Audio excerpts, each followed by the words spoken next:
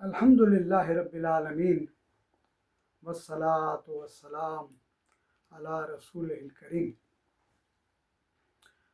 بہت عرصے سے سوچ رہا تھا اس موضوع پر گفتگو کرنے کے لیے، مگر اس کے لیے بہت زیادہ تحقیقی مواد کی ضرورت ہے، اس لیے آہستہ آہستہ اس پر گفتگو کریں گے، اور بہت علمی اور بہت سنجیدہ اور سوچنے کا مقام ہے، اور وہ موضوع ہے احادیث کا انکار۔ عموماً آپ نے سنا ہوگا منکرین حدیث، حدیث کے منکر، حدیث کا انکار کرنے والے ہیں۔ آج امت میں اسپیشلی پاکستان کی بات کر رہا ہوں، جہاں پر جو بچے 25-30 بلکہ 35 سال کے بھی 40 سال کے بھی ہوں گے، انہیں یہ معلوم ہی نہیں ہوگا کہ حدیث کا انکار کیا چیز ہوتی ہے، منکرین حدیث ہیں کون۔ اس لیے جب اس طرح کی باتیں ان کے سامنے آتی ہیں اور انہیں دین کا رجحان بھی ہے تو ان کے لیے بہت خطرناک ہے یہ۔ ہاں، جو 50 سال سے اوپر کے لوگ ہیں اور انہیں دین کا کوئی شغف ہے بھی، تو انہیں معلوم ہوگا کہ حدیث کا انکار، منکرین حدیث جو ہے وہ کتنا بڑا فتنہ رہے ہیں اور بن رہے ہیں اپنا۔ منکرین حدیث کیا ہے اور یہ فتنہ کب شروع ہوا؟ تو اس کا، یہ حدیث کا فتنہ انکار کا انسان کے نفس کے ساتھ اس کا تعلق ہے۔ رسول اللہ صلی اللہ علیہ وسلم کو میرے خیال پردہ کیے ہوئے تقریباً اگر آپ غور کریں تو ابو بکر صدیق رضی اللہ تعالیٰ عنہ سے لے کر حضرت علی کے زمانے تک اور معاویہ رضی اللہ تعالیٰ عنہ کا زمانہ تقریباً 80 سال بنتے ہیں یہ نا۔ تو سب سے پہلے جو یہ فتنہ شروع ہوا تقریباً 80 ہجری کے قریب یا پہلی صدی کا آخر سمجھ لیجیے۔ یہ بہت ضروری بات ہے، ذرا تفصیل سے سنیے، اور میں آپ سے اپیل کروں گا کہ ان باتوں کو دوسرے صاحب جو کیا کہنا چاہیے سمجھ والے اور سوچ والے لوگ ہیں وہ بہت متاثر ہوئے ہیں۔ مجھے دکھ ہوتا ہے مگر حقیقت یہی ہے، کیونکہ جب ہمیں علم نہیں ہوگا تو ہم ہر وہ چیز جو کسی بہت بڑے پلیٹ فارم سے اور کسی بہت بڑے مدبر کے نام سے پیش کی جائے گی، ہم اسے ایکسیپٹ کر لیتے ہیں۔ یہ انسان کی کمزوری ہے۔ تو سب سے پہلا یہ جو فتنہ شروع ہوا یہ خوارج نے کیا نا۔ حضرت علی کے زمانہ تھا، معاویہ رضی اللہ تعالیٰ عنہ کے زمانے تک، کیونکہ خوارج وہ امت میں تفرقہ ڈالنے چاہتے تھے۔ وہ چاہتے تھے انار کی پہلے، حالانکہ وہ خود جو ہے وہ لازمی بات ہے عرب تھے، عربی انہیں آتی تھی، قرآن میں پڑھتے تھے، مگر انسان ہے جس طرف نکل گیا۔ انہوں نے ایسی جو ہے وہ چیزیں دین میں لانے کی کوشش کی، مگر وہ دیکھ رہے تھے کہ اگر ہم اس طرح کرتے ہیں تو امت میں افتراق نہیں ڈال سکتے، لڑائی نہیں ڈال سکتے۔ اللہ کے رسول علیہ السلام کی ایسی احادیث موجود ہیں، پوری سنت موجود ہے جو مسلمان کو مسلمان کے لڑنے سے منع کرتی ہے، مسلمان کے جان بوجھ کر قتل کرنے کو بہت بڑا گناہ عظیم قرار دیتی ہے۔ انہوں نے سب سے پہلے یہ کام شروع کیا کہ احادیث کی صحت میں شک ڈال دیا جائے اور سنت کے واجب الاتباع ہونے سے انکار کر دیا جائے کہ آپ اگر ہمارے سامنے کوئی حدیث پیش کرو گے تو ہم آپ کو بتا دیں کہ نہیں یہ تو ایسی نہیں ہے، یہ اس طرح نہیں آئی، یہ اس طرح ہے، یہ کیسے مان سکتے ہیں، یہ ایسے مان سکتے ہیں۔ دوسرے کے دل میں شک ڈال دو اس حدیث کے بارے میں، اور پھر یہ لے آؤ کہ سنت کہاں واجب الاتباع۔ بھائی اللہ نے قرآن نازل کر دیا، بس بہت ہے نا، یہ رسول اللہ نے اس کی تشریح کر دی، ہمارے لیے بہت ہے۔ یہ پہلا فتنہ تھا جو خوارج نے استعمال کیا، مگر مارکیٹ میں بک نہیں سکا۔ اس کے بعد ایک اور بتاتا ہوں، اور دونوں کا میں لب لباب بتاتا ہوں پھر آپ کو۔ اس کے فوراً ہی بعد جب یہ پہلی صدی ختم ہو گئی، اسلام پھیلنے لگا، تو دوسرے لوگ جو اسلام لا رہے تھے ان کے ساتھ اپنے پہلے فلسفے بھی موجود تھے۔ مسلمان تو ہو جاتے تھے وہ، مگر ان کے پاس جو ہے یونانی فلسفہ اس زمانے میں عربی میں منتقل ہو رہا تھا، عجمیوں کے اپنے اپنے فلسفے تھے، اور وہ علمی بحث تھی بہت بڑی نا۔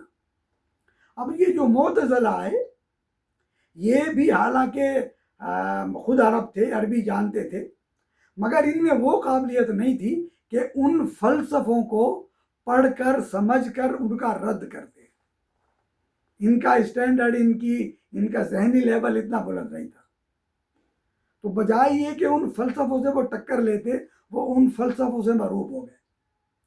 اور مرعوب ہو کر انہوں نے سوچا کہ اب اسلام کو بھی انہی فلسفوں، کیونکہ یہ فلسفہ تو بالکل یہ جو بات کر رہے ہیں یہ علم الکلام کہلاتا تھا. یہ بیسم بیسا دنگا مشتی، ذہنی دنگا مشتی جو چلی، اس میں اتنا علم نہیں تھا. تو ان کو ان فلسفوں سے ٹکر لینے کی بجائے وہ سرنڈر ہو گئے ان فلسفوں کے سامنے، اور انہوں نے کہا کہ بس اسلام کو بھی اسی کے مطابق ڈھال دیتے ہیں. یہ صحیح باتیں کر رہے ہیں، بالکل صحیح ہے. اسلام کچھ اٹکتا ہے. ان کے سامنے بھی یہ مسئلہ آیا پھر کہ احادیث موجود تھی، دین موجود تھا، بڑے بڑے محدث، بڑے بڑے فقی، امت کو خود بھی جو ہے عرب دان ہیں، وہ سمجھتے ہیں، قرآن کو سمجھتے ہیں، احادیث کو سمجھتے ہیں. جن لوگوں نے احادیث پر کام کیا انہیں سوچتے ہیں، انہیں مانتے ہیں ان کے اوپر. اور سنت کو وہ کہتے ہیں کہ قرآن کے بعد جس طرح قرآن واجب الاتباع ہے، سنت محمد علیہ السلام بھی واجب الاتباع ہے. ان کا مقابلہ بھی بہت علمی لوگوں سے تھا، تو ان کا یہ چورن بک نہیں سکا. تو یہ دونوں منکرین سنت جو ہے بہت جلدی ہی ان کا یہ فلسفہ ناکام ہو گیا. امت نے ریجیکٹ کر دیا ان سے. اور اس دن کے بعد سے لے کر 2 ہجری سے لے کر اور تقریباً 13 ہجری تک 1100 سال تک اس امت میں کہیں بھی پھر یہ بات ذہن میں نہیں آئی کہ لوگوں کی ذہن میں یہ شک ڈالا جائے کہ رسول اللہ کی جو احادیث ہیں ان کے بارے میں شک پیدا کر دیا جائے. اگر آپ غور کریں، اس سے بڑا کوئی فتنہ نہیں ہے میرے بھائیوں، میرے عزیزوں، کہ وہ ہادی اعظم صلی اللہ علیہ وسلم جس نے قرآن کی تشریح کی اللہ کے بتائے ہوئے طریقے سے، اپنے قول سے، اپنے عمل سے، اپنے فعل سے، اور اس زمانے سے لے کر 1300 صدی تک یہ متفق علیہ بات تھی کہ سنت بھی اسی طرح واجب الاتباع ہے جس طرح قرآن واجب الاتباع ہے. جس طرح قرآن شریعت کا ماخذ ہے، اسی طرح سنت رسول بھی علیہ السلام شریعت کا ماخذ ہے. اس پر انشاءاللہ بعد میں بحث کریں گے. 13ویں صدی میں یہ فتنہ جب جو شروع ہوا تو اس کے رہبر اور اس کا علم لے کر اٹھے سر سید احمد.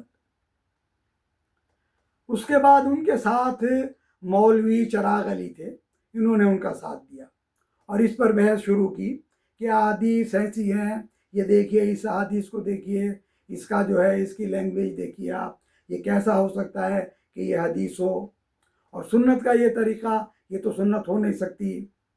اگر سنت ہے بھی تو ہم پر کب واجب الاتباع ہے؟ قرآن ہے تو صحیح ہمارے پاس. وہی بحث شروع کی جو 1300 سال پہلے شروع ہوئی تھی. اور ایسا نہیں ہے کہ انہیں پڑھا نہیں ہوگا، انہیں پڑھا ہے بالکل. ان کو پڑھ کر ہی یہ ان کے ذہن میں آیا نا. سر سید احمد نے شروع کی، ان کے ساتھ مولوی چراغ علی تھے، اور پھر ان دونوں کے بعد اس کا بیڑا اٹھایا مولوی عبداللہ چکڑالوی تھے. وہ اسے لے کر آگے بڑھے. اس میں میرے خیال کافی، مجھے علم نہیں کتنے سال لگے، 50 60 سال 70 80 کتنے سال لگے. مولوی عبداللہ چکڑالوی کے بعد ایک مولوی تھے احمد الدین امرتسری. انہوں نے اس کی لگامیں اپنے ہاتھ میں لگی کہ اب اس گھوڑے کو میں دوڑاتا ہوں. ان کے بعد اللہ آپ کا بھلا کرے، یہ فتنے کے سردار بنے چودھری غلام احمد پرویز، اور انہوں نے دلالت اور گمراہی کی انتہا پر پہنچا دیا اس فلسفے کو نا.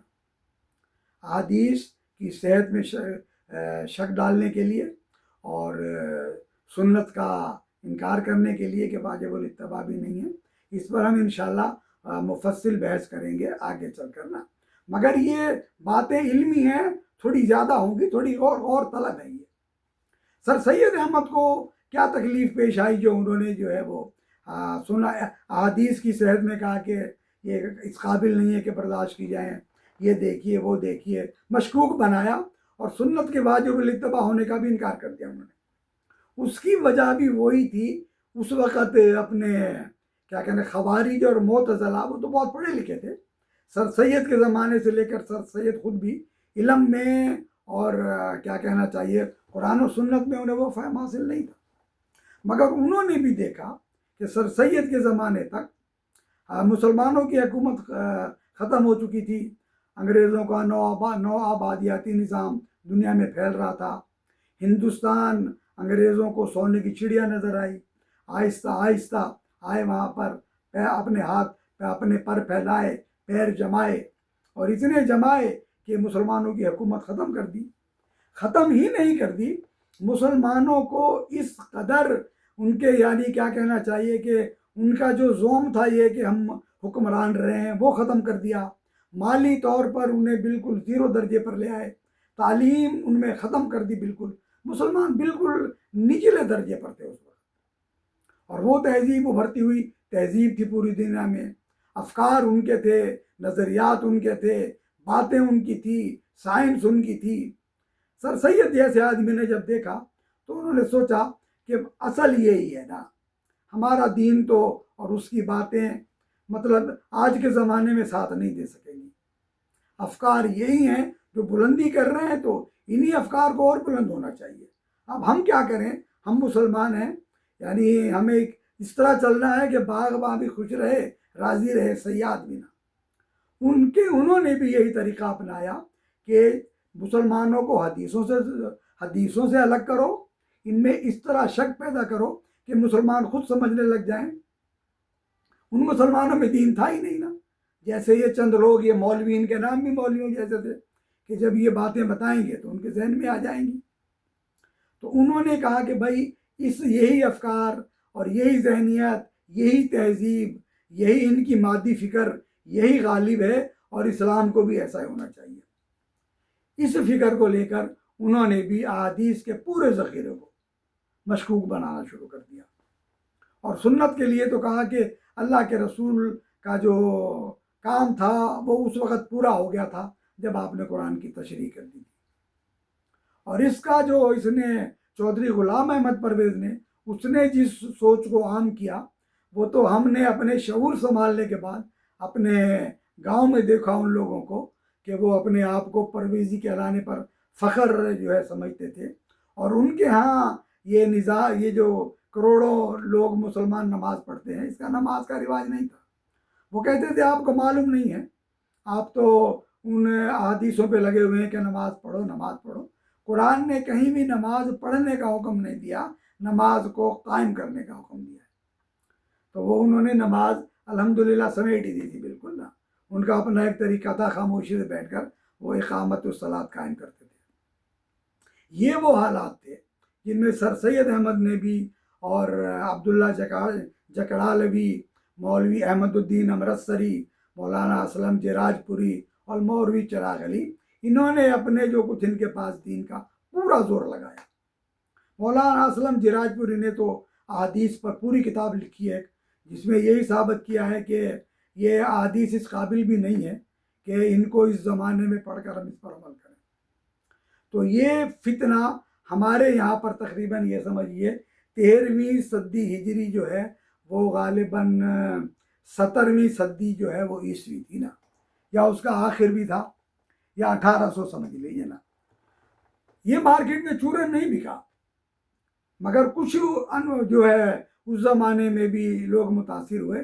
اب یہ 2025 24 23 اس میں یہ فتنہ ایک نئی شکل سے اٹھا ہے، تو ہم اس پر ہی بات کریں گے۔ الحمدللہ ہمارے پیش نظر کسی آدمی کی کیا کہنا چاہیے تحقیر نہیں ہے، ہر انسان کو حق ہے کہ وہ جس چیز کو سمجھ رہا ہے کہ اس کے نزدیک وہ حق ہے اسے تسلیم کرے، اس کے لیے اپنی باتیں اپنے حقائق بتائے۔ الحمدللہ ہمارے پاس جو حقائق ہیں ہم اسے بتلائیں گے نا۔ ہمارے نزدیک ان حدیث کا انکار اور سنت کے واجب الاتباع ہونے سے انکار، اس سے بڑا فتنہ کوئی نہیں ہے اسلام کی تاریخ میں، تو ہم اس کا اتباع کریں گے اور اپنا نقطہ نظر پیش کریں گے انشاءاللہ تعالی۔ پھر آپ بھائیوں سے، بہنوں کا تو مجھے معلوم ہے کہ ان بیچاریوں کے پاس تو اتنا علم نہیں ہے، آپ میں سے بھی جو بہت سوچنے سمجھنے والے لوگ ہیں وہ اس بات کو دوسرے لوگوں تک پہنچائیں۔ اگلے درس میں انشاءاللہ تعالی ہم یہ باتیں کریں گے اب آخر کہ اب یہ فتنہ نئی شکل میں کس طرح آ رہا ہے اور لوگوں کو کس طرح متاثر کر رہا ہے۔ وما علینا الا البلاغ وآخر دعوانا ان الحمد للہ رب العالمین۔